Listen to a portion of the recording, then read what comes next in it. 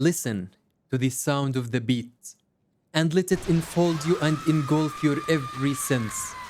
Here it comes, the beat that shook our world and took it wholly by a pleasant surprise.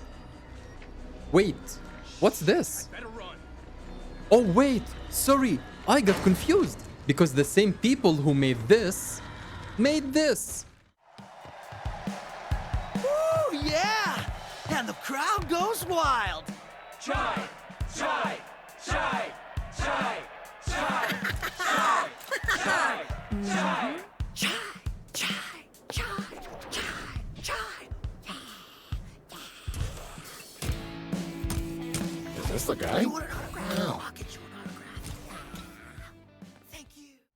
I sometimes get shocked on how easy it is to please us gamers. We are simple creatures with simple needs. We are like babies. We only want love, care, and a game that actually plays and runs well. This is basically what Hi-Fi Rush is. A fascinating cartoonish world where everything around you is dancing to the beat. A beat so good that it got 94% positive reviews on Steam, peaking 6k players a day, and even outperformed the sales of Forspoken. Forspoken! A AAA game developed by Square Enix and teased about 2 years ago, with millions and millions of budget. Forspoken, goddammit! A beat so good that the developers announced the game on the same day of its release. On the same day of its release, that's mind-boggling. And it still managed to beat records, get high sales, and be the most fun and delightful game I have played in a long-ass time. A beat so good that it slapped us in the face, like some maniac who ran inside screaming, slapping everyone. And we love it! And it proved once again to the world that we don't need a $70 price tag. We don't need killer graphics. We don't need open worlds. We only need a freaking optimized game that actually runs fine and is actually really fun to play. Just like in this game. This video will be split into separate tracks where in every track I will talk about an aspect of the game so you can get the full picture about the game. Here we go.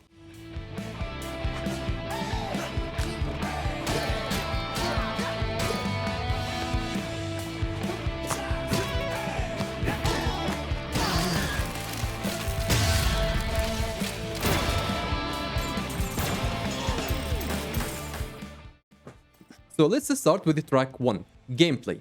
The gameplay of Hi-Fi Rush is based on a rhythm that plays in the background of the game. The gameplay is extremely satisfying and delightful to play. Everything feels smooth and everything feels like it belongs to this world.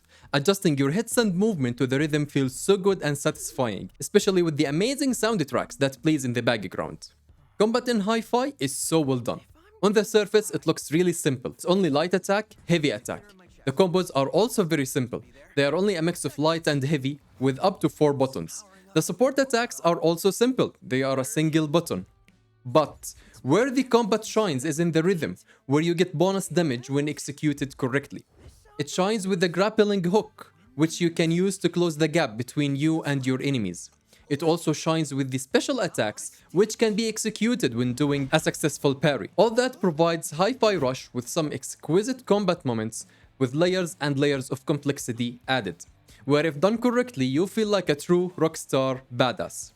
Tango Games' focus on the stuff around the basic attacks made their combat something that's actually really well made. The variety of the enemies also is great. You get new enemies almost on a steady base with the new tricks up their sleeve. That, along with the combat satisfying moments, can always keep you engaged and looking forward for the next fight.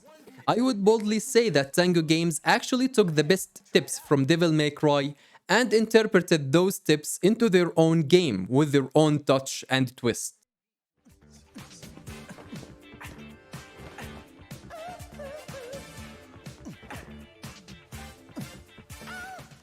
Dude, don't let me get started on the graphics. This cartoonish looking game stole my heart. It actually looks amazing. I actually really love how the game looks and it really suits the world very well. Everything looks colorful, pretty, and right in its place. I also really love the characters' designs and outfits. You really believe that they live in a sci-fi cyberpunk futuristic world. The game also runs really well on my RTX 3070 Ti and my 5800 X3D. I never experienced a frame drop, freeze, or anything of that regard. Track 5 is about the story. The story in Hi-Fi Rush is the typical stuff. Bad guys, evil companies who are trying to control the world. Nothing out of the universe. But it's not about the story as much as it's about the experience. The combat, the small puzzle solving, the mild exploration, more items, getting to know new characters, the script, the conversations, the charisma that all the characters have, and the jokes inside the game. All those make your experience stunning and unforgettable and full of amusement. It's not really about beating the track as much as it's about living the moment and hearing the jokes of the characters and the goofy interactions between them. This game is more about living each beat before the next one. In track 6, I'm going to talk all about the little stuff that counts. Hi-Fi doesn't stop at pretty cartoonish graphics and compelling and engaging combat. I just adore the hideout. The hideout is what it is, a place to relax between the tracks and get yourself together. There you can put up graffitis that you found in the world, play the jukebox, hit the training ground, and most importantly, the shop. Tango Games were not satisfied with the already fantastic combat as it is. They added a whole bunch of combos and special attacks for you to buy so you can expand your combat style. They put items scattered in the world that, when a certain number is collected, can permanently boost your health and your reverb gauges. And what I really loved is the chips.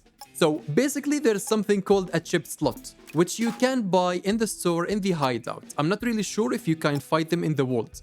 Now when added, you can install chips inside those chip slots, which in a nutshell give you some kind of permanent boost to solidify your playstyle even further. They can vary from an increased effect by items to actual changes in the battlefield to your arsenal. Think of them like perks or gems in other games.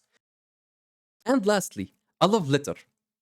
This is a love letter and a thank you for all the developers who get us, who make functional games that actually work on release day.